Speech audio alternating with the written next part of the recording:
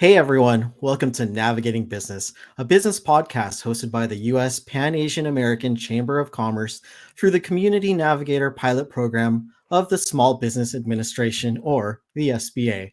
My name is Jeff Bautista, and I am the program director at ABAOC. This is my first time hosting Navigating Business, where we hear from Asian American and minority business owners who share about their experiences, their backgrounds, their struggles, and their success stories. Today, we are honored to be joined by one of the leaders of the music scene. She is a music producer, a DJ, and a content producer, and definitely a CNPP success story. Please welcome Rebecca Nguyen, aka DJ DEITI. Thanks, Jeff, and thank you for having me on the show. My name is Rebecca Nguyen, aka DJ DEITI, and I must say that theme that you guys have in the podcast really solid. You had me dancing in the beginning. Awesome. Well, you know music, so that's definitely a plus for us. Well, I would love to dive into your background and how you got started in this industry. But before we get into all that, just give us a little bit of background on personal background on yourself. Personal background, wow. Well, we can go as deep as childhood, so I can start there. My parents are both immigrants. My mom is Chinese. She came from Guangzhou. My dad's from Vietnam. So how they met is my dad was studying kung fu and tai chi at the time. So he was in China, didn't speak any Chinese, and he somehow met my mom, and they got married. They came over to America and had me, and I was a 90s kid, born in 92. Really was into pop culture, a lot of anime, Japanese music, and that's how I grew up, was in the feeling like I didn't really belong, so I kind of embraced being different and just was really into subculture and, um, gosh, and I grew up loving music since I was in middle school, beyond. Was a very artsy kid, so yeah, that kinda went away in high school, but then it came back after college when, I was just kind of having, like, this, I don't know, quarter life crisis, like, "Well, what do I wanna do with my life?" I have this degree and it doesn't fulfill me, but I did learn a lot, and I just went back to music, learned how to DJ, learned how to produce, and I feel that since then, there's this path has been opening up for me, so, that's a little bit about me. Yeah, well, no, I mean, I think that's such a familiar, backdrop or familiar story. I mean, I know every one of us has our own individual experience, but like myself, as a born here in the United States of immigrant parents, and kind of going through that journey, and living out kind of what their expectations for how they want to raise their kids, and then going through this discovery of yourself, and you get the college degree, and then you kind of realize, okay, well, this might not be exactly where I wanted to go with what, if I had my own say in how things are, and you kind of discover yourself. And it sounds like you went through that whole process, which is pretty amazing. So as far as memorable experiences, you're taking us through, and we definitely want to hear your story. So what are some of the memorable experiences that kind of inspired you really just to get into the music industry? Whoa, okay. So while I was still in college, I fell in love with this band called Night Riots, and I would just go follow them everywhere whenever they were in California on tour, and there was just something about the way that the lead singer would just captivate the stage, and I was captivated. I'm like, "How could I feel this way?"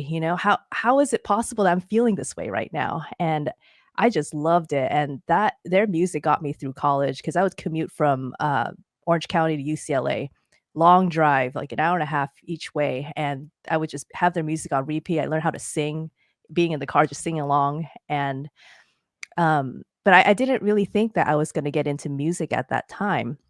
I just knew I loved it, and then it's kind of a sad story, but I got into a car accident after I graduated, and that, was really shocking for me. I had PTSD. I was very much alone, felt very isolated, didn't have a car, and, music was what got me through a lot of those dark times, along with, going into therapy and learning how to, manage and to heal.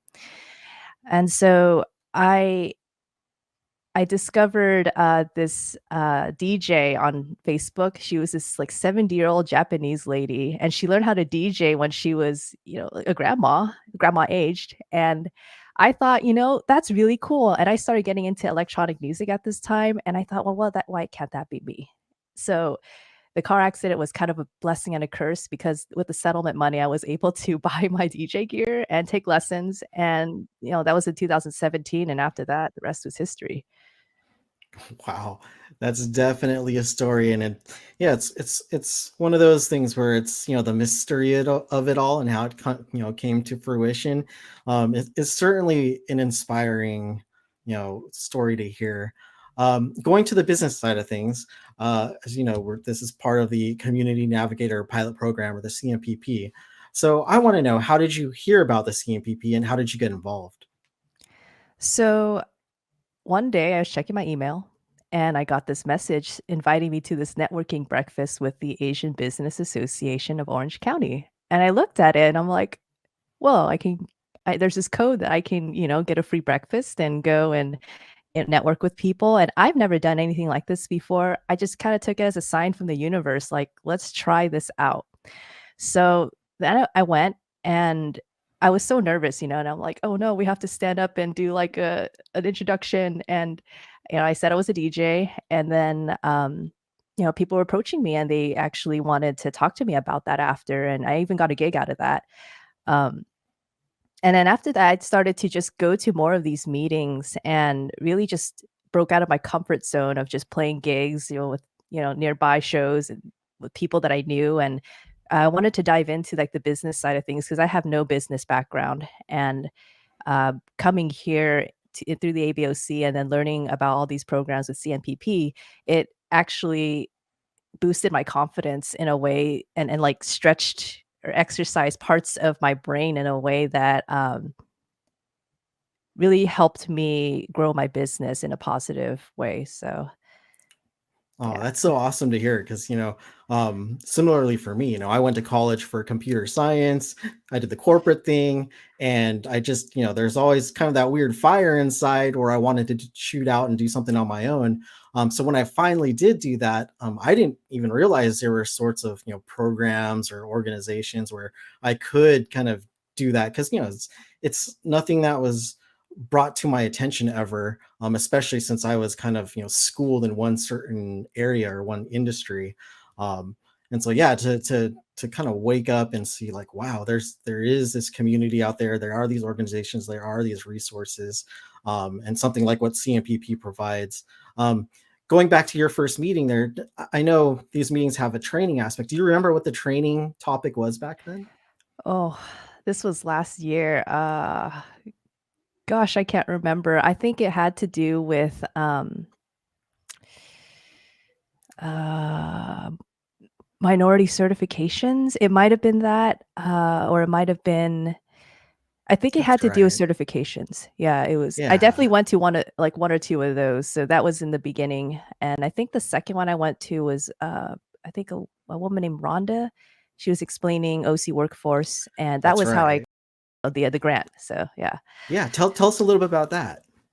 Okay, so I know, when I was speaking with the previous program director, he was mentioning you can get a lot of grants for your business, and you don't have to pay it back, and I'm like, "Really? Is this possible?" And, there was a woman that came and spoke, her name was Rhonda Miller, I believe. I hope I didn't fudge that up. You're right. You're correct. She's okay, cool, cool. So I still got it. So she, was explaining OC Workforce and how, they were providing grants for pandemic relief for small businesses that were between like a certain time when they started between a certain time frame, and I qualified for that. So it was literally as easy as me just knowing where to go. I entered the URL on my computer, I applied, put my information down, and then I think just like a couple weeks later, they said that I was approved for this grant. And then they sent me the funds in a check. And I'm like, whoa, that was really cool. This happened. And it wouldn't have happened without, ABOC, CNPP just showing me the way. Oh, that's so great to hear because that's exactly, why this program exists and, why this podcast exists is really to kind of help, help other business owners who are listening just kind of discover what's out there for them because, there's that whole realm of things that you kind of know, right? And then there's a whole bunch of things that you don't, that you don't know, and then there's a whole another realm of things that you don't know. And this is definitely why these things are important, because we want to put that sort of kind of technical assistance and resource assistance out there for people so they can help navigate what exactly they have available to them. And that's really great that you're one of the fortunate ones to have the ease of getting that assistance. So that's really wonderful to hear. If you don't mind me asking, what did you end up doing with that assistance? How did it help you? I upgraded my DJ gear. So I got a facade, which is those cool like fold out tables with the scrim so you can put lights behind. Oh, and I got lights too. So I have this cool light up booth that I feel really adds like value to my business. And what else did I do? I was doing some events back then too, so I was getting a lot of like different decorations. I was paying for venue rentals, and that was the gist of it. Yeah, Yeah. yeah, a couple more things here and there, maybe paying for like my DJ insurance. Yeah, off the top of my head, or website hosting. Yeah, I mean, that's probably one of the most eye-opening pieces to me is as a a new business owner. When it happened to me was just the different sort of expenses that would come up that I didn't know. Like, oh, I didn't know I had to cover this. I didn't know how to cover that. Yep. And you can only budget for so much, and then you don't have room for the things you didn't know you needed. So that's awesome that you're able to get some financial assistance with that. Um, so let's shift gears a little bit, right? Let's get back more to talking about you and your music. And we heard about how you kind of got into starting your own business. And you mentioned your parents. Did Was there any sort of family influence or cultural influence into you starting a business or becoming a business owner? No one's ever asked me this. I would maybe. My dad has always been very entrepreneurial since he was over here. He did a lot of like handyman work, and he learned a lot, from just different people over the years. And I my first job was helping him like remodel bathrooms and installing wood floors and drywall. So yeah, I knew what it was like to just get my hands dirty and just be in the zone learning a new skill. Um, I would say maybe just the mentality, and I'm sure a lot of people of Asian descent can relate to this, is the the typical like SAT dad meme where, you have to get straight A's, or you're a failure. And although they were never that intense about it, there was a huge pressure to perform well in school. And so I did. And where I was weak at was like math, PE, and I had to work extra hard in those subjects to, bring my grades up. And I think a lot of that translated to a lot of the jobs that I've had when after I graduated, or even like, throughout college. I just I had this mentality that, like, whatever it is that I'm learning, I'm gonna learn it, and I'm going to learn these new skills even if I've never done it before. And I just kind of had this confidence about me where no matter what job came my way, I know I could do it. But then again, you said, like, there's things that you don't know. So that was where my weakest point was. It's like, if I don't know it, how can I learn how to be good at it? And that's when I got that sign from the universe, the email, to come to this breakfast meeting for me to learn. And I know that I'm doing the right thing is when I'm like really scared. I'm like, oh my gosh, I'm not good at this. I'm networking with people I've never met before. And I'm like, all right, that's how I know I got to do that, because I am terrified of it. Yeah, I mean, what do they say? Like the fear and excitement. If you do a brain scan, it like triggers. It's like the same areas of the brain. So it's Uh-huh. like it's really just distinguishing. Are you fear? Is it something to be fearful of or exciting? They're really just a thin line between what the difference is with that. So Well, one of my mentors told me once that everything that you want is on the other side of what you're resisting the most. And that really stuck with me. So, if I'm resisting something, it's because that's where I need to be. It's that next level, and it breaks me out of my comfort zone. well, I guess on the same note as resistance, right? So was it difficult for you to break into the industry and kind of promote yourself when you're starting out? Yes and no.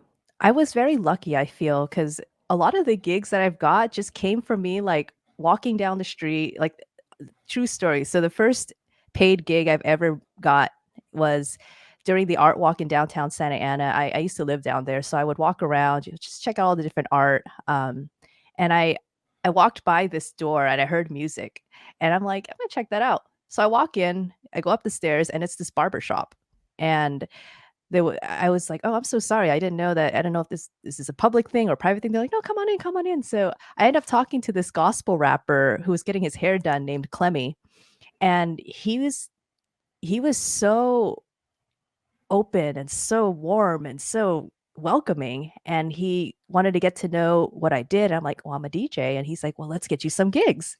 And so he connected me with somebody who got me a monthly gig at the Art Walk at 4th Street Market.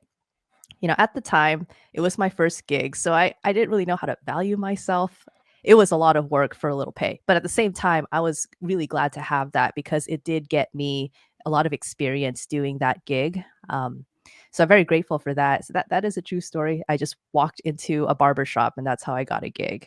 But other than that, I would say a lot of the struggle is just not seeing representation, and I realized that I need to be that representation. So there is kind of this, a lot of the Asian women actresses that you see, like Aquafina, it's like all of a sudden, because they're the first ones on the scene early on, like the second or third ones, there's this pressure for them to be this symbol of representation. So I guess the struggle would be like, do I need to really step into that role in order to be successful? Or like, can I just be successful on my own merit without having this, being seen as an Asian American woman? There's some weird like moral like struggle there, but I kind of just let it be as it is. If I am seen as somebody that can inspire others who look like me to uh, pursue their passions, then great. But I don't know, I don't wanna make it a race thing, but at the same time, it might have to be, if you get what Yeah, I mean. well, I mean, that's exactly why, organizations like US PAC and programs like CNPP, I mean, they're set up because the reality of it is, there are some discrepancies that exist across those, racial lines. And, actually this is a perfect segue into the next question that I had, which is to tie it together with your background and the work that you're doing in the music industry. Do you advocate strongly for the underserved or minorities also trying to break into the music industry? Absolutely, and the reason I say this is because there's a lot of microaggressions that I receive and a lot of minorities that I know receive that, people who look like Porter Robinson or Avicii or like, the white male DJs or musicians, they don't get. So I can't tell you how many times I've had a conversation with somebody and, I tell them I'm a DJ and I do music. And the first thing they ask me is, "What's your nationality?" And that really grinds my gears. And I had to learn, I actually had to talk to my therapist about this. Like, how do I navigate this? Because I get so emotional and it's very, it makes me feel small. You're reducing me down to my race. And I don't want to talk about that. It's a professional setting. Let's talk about music. Let's talk about our passions. So she told me a good way to navigate that is saying, "That's a very personal question. I'm not going to answer that. And maybe you should think about why it's appropriate to ask that at a professional meeting." And I'm like, "Whoa, that's a mic drop." So I can't wait for the next time somebody asks me that because it gives me an opportunity to really stand in my power and set some boundaries. But I've heard the same thing from some of my queer and gay colleagues that they said, "Yeah, I get the oh, you're a homosexual." And when is this ever appropriate? But people do that because people we're different. We're not the norm. We're not the kind of people that you would see in these roles as musicians, as people who are artists. And at the end of the day, when you hear the music, none of what you see translates. It's all what you hear. It's all what's coming from inside of us. So I can't tell a difference between like a song produced by an Asian person, a song produced by a white person. But at the same time, there is a lot that we have to face that I think can make or break us sometimes. It might discourage people from going into the industry because of all of this prejudice that they face. And that's why I really want to advocate for minorities to be able to empower themselves or even me, help them just by being here, like say, you can do it. You don't have to Yeah. listen to the weirdos just like asking you about, your race or, what you know what I I mean, mean? yeah, yeah, exactly. I mean, that's why, like, into as the importance of it all, it's really, like you said, going back to the representation, making it more commonplace so that questions like that, or, those kind of things come up because it's to them, it's not normal. So we need to change that dynamic and let's make it normal, right? Let's put our representation out there so you see more of that happening. And when you encounter that, it's not like, oh, well, why is this different? There isn't any difference, like you said. Mhm. Um, Really quick then, I mean, what do you think are some of the common challenges or barriers that, the underserved and minorities face in outreaching them? What do you mean in outreaching them? Just like, because there's this, thought that maybe it's not so prevalent within their communities because the opportunities of it, your story, becoming something like you, isn't available to them because they don't know about it, right? So there are barriers. There must be something that's stopping that getting out to them. Are Mm. you aware of any sort of barriers like that? Is it just something that people don't put in front of an Asian American woman to even dream about? I say that there's quite a few, there's a lot to unpack there. So the first thing I would Mhm. say is even if the opportunity showed up for some of these people, right? Even if they see it's possible, and let's say, like, I'm going to show you how you can get this grant. Some people are not ready or they don't think they're worthy of it. And those mental blocks go really deep. So perhaps there's something that happened to them in their childhood and like, everything stems from your parents. How you were raised, maybe you were raised to not believe in yourself. Even if the opportunities are there, even if all the signs point to it and like, and everything shows up for you, if you can't believe in yourself, it's not going to happen.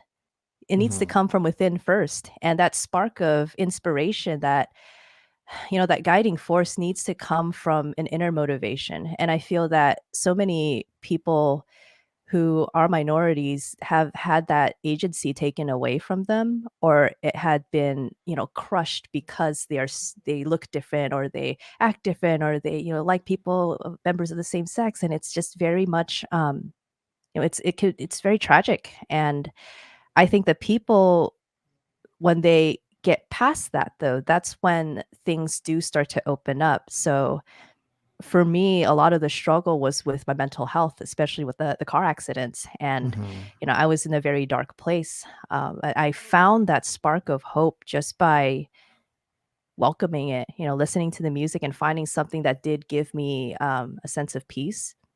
And when it's like this, ladder of consciousness, once you're at the bottom, you're depressed, then you go up until you're frustrated or you're angry, and then eventually go up and up until you get to inspiration and hope, gratitude. So it's all about like first desiring to want to get out of that state. So if you, let's say deep down you want to be a musician, but you're not letting yourself pursue that, you need to see first, like, okay, what is blocking me from even feeling good in this moment? Why am I feeling such, so crappy? Exactly. No, Yeah. I mean, I relate strongly. Just